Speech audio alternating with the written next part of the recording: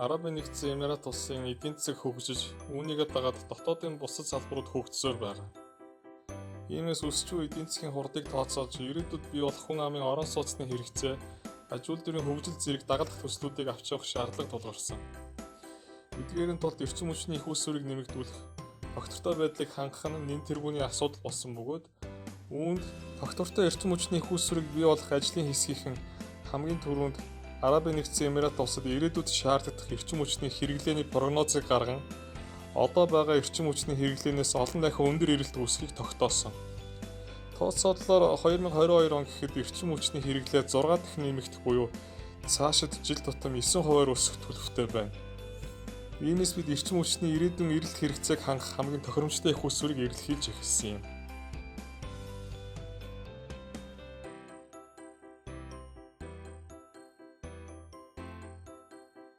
Арабын нэгдсэн Эмират улсын эрчим хүчний эрэлт дэлхийн дунджаас 3 дахин их байгаа. Бид эрчим хүчний бүх төрлийн технологиудыг судалж үзэхэд шатах түвшний технологиг сонгох боломжтой байсан хэдий ч хүрээлэн буй орчинд үзүүлэх нөлөөгөөр тэмч таатай бус бөгөөд дагаад шийдэх ёстой асуудлууд их байсан. Мөн манай улс сэргийгт эрчим хүч ашиглах тал дээр эрчимтэй ажиллаж байгаа ч энэ нь эрчим хүчний өсөлтийн өчүүхэн хувийг л хангаж хүрэлцдэг. Иймээс бид эрчим хүчний ирээдүйн зах зээлийн болоод байгаль орчны шаардлага төгс тохирох их үүсвэр бол цөмийн эрчим хүч байна гэж үзсэн. Одоогоор цөмийн эрчим хүчний 4 хэсэг модулаар барих зорилт бүхий хөтөлбөрийг батлан ажиллаж байна. Энэхүү төсөл 27 жил үргэлжлэнэ. Энэ урт хугацааны төсөл нь ирээдүйн эрчим хүчний эрэлтээ цөмийн эрчим хүчээр хангахаар төлөвлөсөн улс орнуудын хувьд томоохон жишээ болж чадна гэж бодож байна. Энэ төсөл бол манай улсын эдийн засгийн өсөлттэй холбоотойгоор улсынхаа ирээдүйн дэд бүтцтэй оруулж буй маш том хөрөнгө оруулалтуудын нэг яах аргагүй муу юм.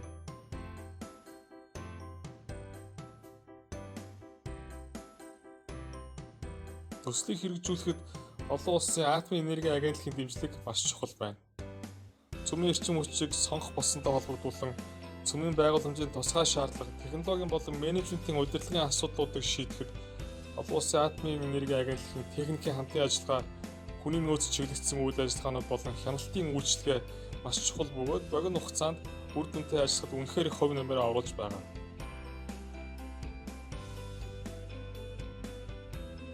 Олон улсын атомын энерги агентлагтай яг 3 төрлийн хамтын ажиллагааг явуулж байна. Юуны түрүүнд бид олон улсын атомын энерги агентлагаас цөмийн эрчим хүчний системийг байгуулах зааварчилгаа, зөвлөх үйлчилгээ авдаг. Дараагаар нь цөмийг энх тайвны зорилгоор ашиглах олон улсын өмнө хүлээсэн үүргээ биелүүлж ажиллахад анхаарал хандуулж байна. Олон улсын атомын энерги агентлагт аюулгүй байдлын баталгаа, аюулгүй ажиллагаа, аюулгүй байдлын үүрэг хариуцлагын талаар тайлан гаргаж өгч хяналтыг ажилуулдаг.